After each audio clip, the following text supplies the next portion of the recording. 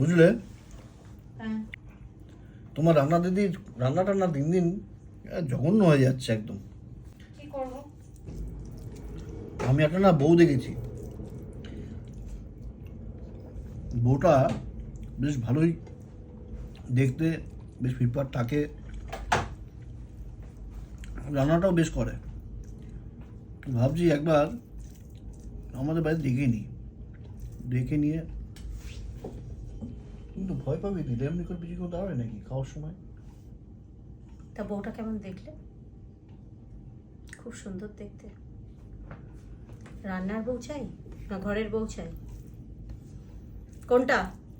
আর আমি তো এমনি বলছিলাম কথাটা, যে তুমি যদি যা রান্না করেছে না চুপচাপ খাও, কোনো নিন্দে বান্দা আলোচনা সমালোচনা কিছু শুনতে চাই না আমি।